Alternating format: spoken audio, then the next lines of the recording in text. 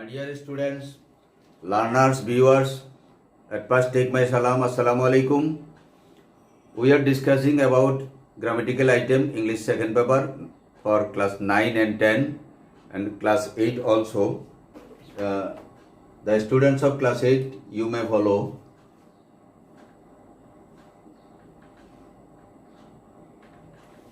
Class 8 এও prefix suffix আছে, তাহলে প্রিফিক্স সাফিক্স ক্লাস 8 ফলো করতে পারো তোমরা। ক্লাস 8, 9, 10, 8, 9, 10,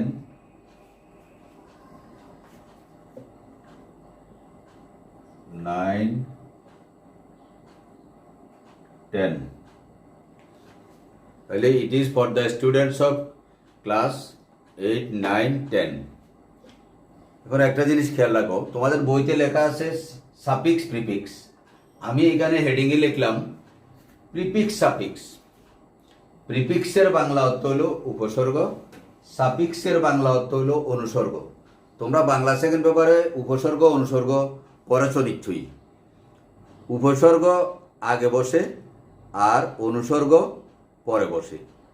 যেমন মনে করো হ্যাপি, তাহলে আনহ্যাপি, ইউএন আগে বসলো, এটা হলো প্রিফিক্স। আর হ্যাপিনেস, নেস যোগ হলো, এটা পরে যোগ হয়েছে, এটা হলো সাফিক্স। বলতে প্রিফিক্স সাফিক্স লিখলে কি অসুবিধা হইতে আমার বুঝে আসে না। যাই হোক, যে কোনো বইতে দেখবে, যে কোনো প্রশ্ন তো দেখবে যে তুমি লিখছে যে সাফিক্স প্রিফিক্স, ওটা কোনো সমস্যা নাই। তুমি যদি ইচ্ছা করো যে না আমি সাফিক্স প্রিফিক্স লিখবো, সাফিক্স প্রিফিক্স লিখিও। আমার ইচ্ছা হচ্ছে আমি লিখলাম প্রিফিক্স সাফিক্স, তুমি বোঝার জন্য। কারণ উপসর্গ শব্দের আগে বসে, অনুসর্গ শব্দের পরে বসে। এটা বাংলা অর্থ হলো যে এটার বাংলা অর্থ উপসর্গ, আর এটার বাংলা অর্থ হলো যে অনুসর্গ। উপসর্গ অনুসর্গ, তাহলে উপসর্গ কি হয়? আগে বসে, শব্দের আগে বসে। ওই যে বললাম হেভি, আনহেভি, সাকসেস, আনসাকসেস, সাকসেসফুল, ফুল পরে বসছে, আগে বসছে। তো এইভাবে যেগুলো আগে বসে সেগুলো হলো প্রিফিক্স, আর পরে যেগুলো বসে সেগুলো হলো সাফিক্স। এখন আমরা সাফিক্স প্রিফিক্স বুঝলে তো সব কিছু সহজ, এটাও খুব একটা কঠিন তা না। তুমি দেখো এখানে ওয়ার্ড যেগুলি লেখা হয়েছে, এই ওয়ার্ডগুলোর অর্থ যদি তুমি না জানো, এই ওয়ার্ডগুলো কিন্তু প্রশ্নের মধ্যে দেওয়া আছে। এটা বোর্ডের question, Rajshahi board 2016, Jessore board 2016। তাহলে বোর্ডের কোশ্চেন, এটা তোমার মতো করেই তৈরি করা হয়েছে। অর্থাৎ as a student of class 10 or 9, those who are reading in these classes, they have to write answer these question. এখানে তো প্রশ্ন দেওয়া আছে, আমি পুরোপুরি তোমাদেরকে এখন মিনিংটা শোনাচ্ছি। প্রথম দেখো রাজশাহী বোর্ডে যেটা দিছে, those who live a luxury life are always dash different to the miseries of the poor. Those who live a luxurious life are always indifferent to the miseries of the poor. যারা বিলাসবহুল জীবন যাপন করে তারা গরিব দুঃখী মানুষের, মাইজারি মানে দুঃখী মানুষের থেকে ভিন্ন। ইনডিফারেন্ট মানে একেবারে পুরোপুরি ভিন্ন। যারা লাক্সারিয়াস জীবনযাপন করে, বিরাট ফ্ল্যাটে বাস করে, তারা কি বস্তুর মানুষের দুঃখ বুঝবে? কম বুঝবে। যারা বুঝে, একেবারে বুঝে না তাও না, কিছু মানুষ আছে বুঝে। They enjoy life in amusement, and merriment. অ্যামিউজমেন্টও আনন্দ উল্লাস, মেরিমেন্টও আনন্দ উল্লাস, মানে খুব উৎফুল্লভাবে চলাফেরা করে, ভালোভাবে চলাফেরা করে, তারপরে আনন্দ উপভোগ করে চলাফেরা করে। তাহলে বুঝি পেল, আমি সাথে সাথে বসাই ফেলতেছি। তাহলে those who live a luxurious life আর always indifferent to the miseries of the poor. আমি আস্তে আস্তে করতেছি তুমি অর্থ বোঝার জন্য। They enjoy life in amusement and merriment, তারা আনন্দ উল্লাসে তারা জীবনযাপন করে। They are self centred people, তারা আত্মকেন্দ্রিক মানুষ। বেশি উপরের মানুষ যারা, লাক্সারিয়াস মানুষ যারা, তারা আত্মকেন্দ্রিক, সেলফ সেন্টার্ড লেখা আছে এখানে, সেলফ সেন্টার্ড, আত্মকেন্দ্রিক। they have little realization of the unbound of the un they have little realization of the unbound sufferings of the poor. যে সকল গরিব মানুষের সীমাবদ্ধ নয়, অসীমাবদ্ধ অভাব অনটন, সকালে খালি দুপুরে খাইতে পারে না, দুপুরে খালি বিকেলে খাইতে পারে না, রাত্রে খাইতে পারে না, দিন আনে দিনে খায়, আনতে না পারলে না খাই থাকতে হয়, ওই সকল মানুষের দুঃখ দুর্দশা তারা কোনোদিন বুঝে না, সামান্য পরিমাণ বুঝে। গড়াগড়ি করলেও অনেক সময় দেখা গেছে যে ধাক্কা মারি ফেলাই দিয়ে চলে যায়। আর একেবারে না বুঝার মানুষ কিন্তু বর্তমান যুগে কমে গেছে। কিন্তু এই কোভিড মানুষকে এই চরম শিক্ষাটা দিছে যে সম্পদ দিয়ে কি করব, হিউজ সম্পদ থাকার সত্ত্বেও কোভিড থেকে রক্ষা পাচ্ছে না। সে বুঝতেছে যে মানুষের মধ্যে, অনেক মানুষের মধ্যে কিন্তু এই রিয়েলাইজেশনটা, এই বুঝটা এখন আসছে, বোঝাটা মোটামুটি বুঝতেছে এখন। আমি মিলাই ভরি বলতেছি, একবারে ভরি বলতেছি, তোমাদেরকে অতটা বলে দিই, যেটা অ্যাড করছি সেটাও বলে দিলাম। তারপরে এখানে ছিল সেন্টার্ড, এখানে সেলফ যোগ হয়েছে। লাক্সারি ছিল, লাক্সারিয়াস হয়েছে। ডিফারেন্ট ছিল, ইনডিফারেন্ট হয়েছে, আগে যোগ হয়েছে। তারপরে এখানে ছিল যেখানে অ্যামিউজ ছিল, অ্যামিউজমেন্ট পরে যোগ হয়েছে, মেরিমেন্ট পরে যোগ হয়েছে। দে আর সেলফ সেন্টার্ড, সেলফ আগে যোগ হয়েছে। তারপরে রিয়েলাইজেশন শান যোগ হয়েছে। তারপরে আনবাউন্ড, এখানে বাউন্ডেড ছিল, এখানে আনবাউন্ড, আনযোগ হলো। তাহলে এইচ এরপরে আসো, এইচে যোগ হলো সাফারিংস। কেন যোগ হলো? They remain indifferent to their, suffer আছে এখানে সাফারিংস, তারা তাদের দুঃখ দুর্দশা সম্পর্কে তারা কি ভোগ করে, সাফার তো ভোগ করা, যে দুঃখ দুর্দশা ভোগ করে তাদের দুঃখ দুর্দশার সম্পর্কে তাদের দুঃখ ভিন্ন, তাদের চাল চলন আচার আচরণ সব কিছু ভিন্ন। কাদের? যারা লাক্সারিয়াসলি লাইফ অ্যাভল করে। They feel comfort to work for their betterment হবে। Uncomfortable, they feel uncomfortable to work for their betterment. দেখছো, কমফোর্ট ফিল করে না। কি কমফোর্ট? কি আনকমফোর্টেবল, বিতৃষ্ণা ভাব, তারা ভালো ফিল করে না আর কি, ভালো অনুভব করে না যে গরিবদের সম্পর্কে। তারা তাদের ভালোর জন্য, বেটারমেন্ট মানে তাদের ভালোর জন্য, গরিবদের ভালোর জন্য এরা কোনোদিনও চিন্তা করে না, কমফোর্ট ফিল করে না, ভালো চিন্তা করে না, মঙ্গল কামনা করে না, মঙ্গল চিন্তা করে না তাদের বেটারমেন্টের জন্য, তাদের কিভাবে ভালো করা যায় এই চিন্তাটা করে না। যার ফলে আমরা আমাদের সমাজ দেশ এগিয়ে যেতে পারে না অনেক সময়। তারপরেরটাতে আসো, যশোর বোর্ড 2016। যশোর বোর্ড 2016 স্মোকিংকে নিয়ে। আমি আসলে এটা পছন্দ করি না এই ধরনের প্যাসেজ আসলে পরীক্ষা দেওয়া। এখন প্রশ্নে দিছেও আমার মতো টিচারে দিছে, করার তো কিছু নেই। Smoking is danger bad habit. Smoking is dangerously bad habit. Dangerously শেষে যোগ হয়েছে, তাহলে কি যোগ হইল? সাপিক্স অর্থাৎ অনুসর্গ যোগ হয়েছে। ডেঞ্জারাসলি ব্যাড হ্যাবিট, খারাপ অভ্যাস, ভয়ানকভাবে, খুব খারাপ অভ্যাস। ডেঞ্জার তো ভয়ানক, ডেঞ্জারাস তো ভয়ানক, তাহলে ডেঞ্জারাসলি আরও ভয়ানকভাবে খারাপ। ইট ইজ হার্মফুল, দেখো, it is harmful to health, এটা স্বাস্থ্যের জন্য ক্ষতিকর। হার্মফুল অর্থ ক্ষতিকর। It is also costly, harmful full যোগ হয়েছে হারমের সাথে, কস্টলি লি যোগ হয়েছে, পরে যোগ হয়েছে, অর্থাৎ সাফিক্স যোগ হয়েছে, কস্টলি। আবার দামিও, এটা খরচও বেশি যায়, তাহলে স্বাস্থ্যেরও ক্ষতি করে, খরচও বেশি যায়। তারপরে দেখো ডি, স্মোকার হবে should not smoke publicly. Publicly লেখছি মনে হয়, হ্যাঁ। স্মোকার মানে যে স্মোক করে তাকে স্মোকার বলে, ধূমপায়ী। স্মোকারের বাংলা স্মোক হইল ভার্ব, স্মোক, হি স্মোকস, সে ধূমপান করে। আর যে ধূমপান করে ইজ কল্ড স্মোকার, তাকে স্মোকার বলা হয়, ধূমপায়ী বলা হয়। তাহলে যে ধূমপান করে সে মানুষের মাঝে পাবলিকলি, মানে সচরাচর মানুষ চলাফেরা যেখানে করে, ওপেনলি সে ধূমপান করতে পারে না। স্মোকিং ক্রিয়েটস পলিউশন, হবে নিশ্চয়, হ্যাঁ পলিউশন দূষণ সৃষ্টি করে। ধোঁয়াটা একটা দূষণ সৃষ্টি করে না, এয়ার পলিউশন হয়।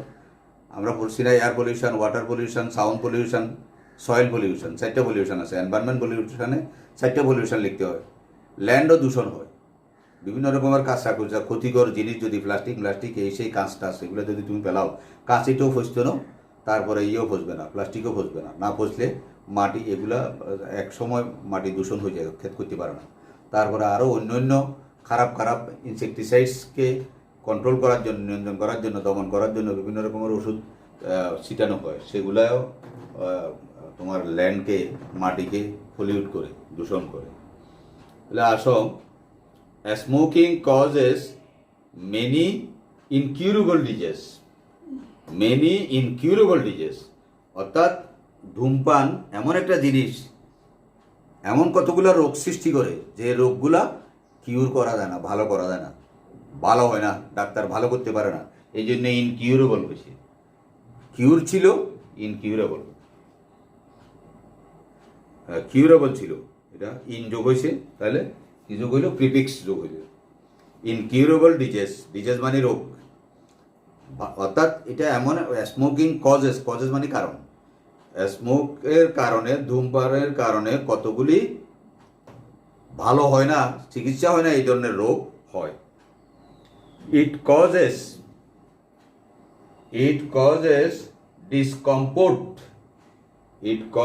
Discomfort to others. তো অন্যেরা যখন দেখে যে যারা ধূমপান করে না, যেমন আমি ধূমপান করি না, অনেক মানুষ আছে ধূমপান করে না, যারা ধূমপান করে না, তারা ধূমপায়ী ব্যক্তি যখন ধূমপান করে দেখতে মানে খুব বিড়ম্বনা ফিল করে, খুব খারাপ লাগে। হ্যাঁ, এই জন্য আমাদের মাননীয় শিক্ষামন্ত্রীকে আমি ধন্যবাদ জানাই। উনি মাত্র বলছে যে শিক্ষাঙ্গনে ধূমপান এবং ফান, আমরা যে ফান খাই, অনেকে দেখবে যে একটার পর একটা ফান খাইতেই আছে বাক্সে একটার মধ্যে ঢুকাই, অথচ সে ডবল জিনিস খাচ্ছে, জর্দা মদ্দা সব খাই পেটের মধ্যে ঢুকে ফেলতেছে। শুধু স্মোকিংয়ের চেয়েও আরও ক্ষতিকর কিছু একেবারে খাই পেটের ভিতরে ঢুকার, এতে ধোঁয়ায় যা ক্ষতি হচ্ছে, মানুষের ক্ষতি হচ্ছে, পলিউশন হচ্ছে, বায়ু দূষণ হচ্ছে, আবার মানুষ সহ্য করতে পারতেছে না, সমাজের সবার সামনে খাইতেও পারতেছে না, ফান সবার সামনে খাইতে পারে। এই জন্য নিষেধাজ্ঞা জারি করছে যে শিক্ষামন্ত্রী প্রথম মাত্রই উনি যে শিক্ষাঙ্গন পরিষ্কার পরিচ্ছন্ন রাখার জন্য উনি নিজে প্রথমে ঝাড়ু দিয়েছিল, তোমরা নিশ্চয়ই দেখছো। এই জন্য বলা হয়েছে পরিষ্কার অর্ডার, সমস্ত শিক্ষাঙ্গন পরিষ্কার পরিচ্ছন্ন রাখতে হবে, স্কুলে ধূমপান হতে পারবে না, পান খাওয়া চলবে না, প্লাস স্কুলের আশেপাশে 100 গজের মধ্যে এই জাতীয় কোনো রকমের দোকানপাট থাকতে পারবে না। এটা স্থানীয় গণ্যমান্য জঘন্য ব্যক্তি যারা আছে তাদেরকে ব্যবস্থা করার জন্য বলছি। তাহলে it causes discomfort to others, অন্য মানুষের জন্য। It causes irritation in the I and unsettle the mind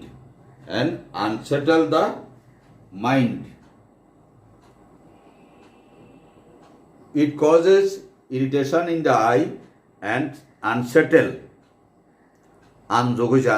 the mind.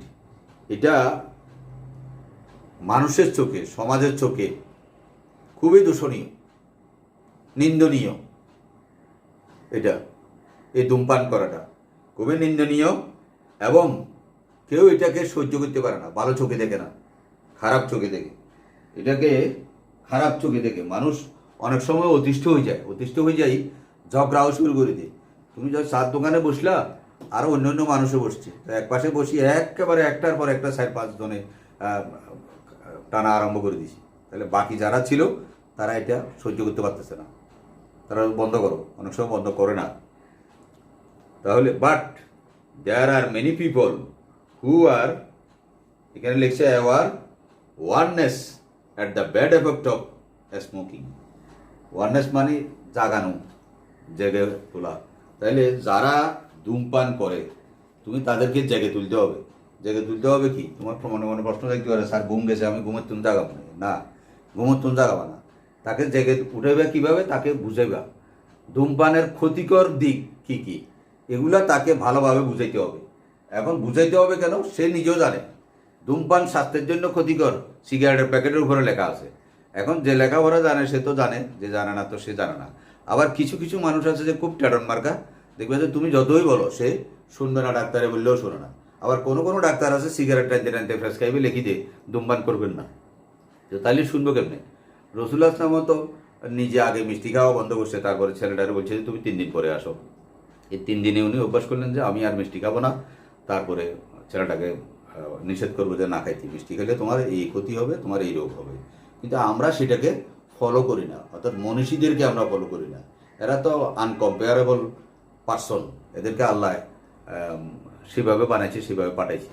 সুতরাং তাদের নির্দেশগুলাই চলতেছে। এই যে রসুল্লাহ ইসলাম, আমরা যে এখন বারবার হাত ধুই, কোথাও যদি মহামারী দেখা দেয়, মহামারী এরিয়াতে দেখা দিলে মানুষদেরকে তখন বলতে হচ্ছে, 1400 বছর আগে বলছে, কিন্তু মানুষদেরকে বলতে হচ্ছে ওই মহামারী এলাকাতে তোমরা যাবে না।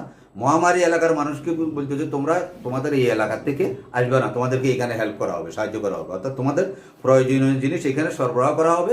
সুতরাং তোমরা এখানে বাইরে আসবে না। ওনার কাছে বায়াত হওয়ার জন্য 2 জন আসছে, যে ওদেরকে বলছে যে ঠিক আছে তোমরা দূরে দাঁড়াও, হ্যাঁ আমি তোমাদেরকে বলে দিচ্ছি, তারপরে এটা শোনো। এখন সাফিক্স প্রিফিক্স আমি তোমাদেরকে বারবার বলতেছি, গ্রামেটিক্যাল আইটেমের জন্য তোমার শব্দ অর্থ লাগবে, যেটা ভোকাবুলারি শব্দ ভান্ডার তোমার থাকতে হবে, কোনখানে কি বলবে না বলবে এটা তোমাকে বুঝতে হবে। এখন uncomparable, uncomfortable, realization, realize, realized, amusement, amuse, luxury, luxurious, luxuriously, এইভাবে তুমি যদি শব্দগুলোকে যদি না পড়ো, না বুঝো, পড়তে হবে তোমাকে, শিখতে হবে। তবে English is must nowadays. Without English you can do nothing, তুমি কিছু করতে পারবে না। যেইখানে যাইবা তোমাকে দেখবা যে ইংলিশে কোশ্চেন করা হবে। তোমার প্রত্যেক দিন, এই জন্য আমি বারবার বলি, ট্রান্সলেশন করতে হবে, তোমাকে শব্দের অর্থ শিখতে হবে, অনুবাদ বেশি বেশি পড়তে হবে, গ্রামারের আইটেমের গুলা। আমি তো ফার্স্ট সেমিস্টার, সেই জন্য দ্বিতীয় দিন আবার করাইলাম, তোমাদেরকে প্রশ্ন একটাও দিছি, ওই প্রশ্নটা তোমরা সলভ করতে চেষ্টা করবা। ওই প্রশ্নটা নিয়ে আমি এখন বা আগামী ক্লাসে আমি ওই প্রশ্নটা তোমাদেরকে সলভ করে দেবো পার্শ্ব স্পিচের।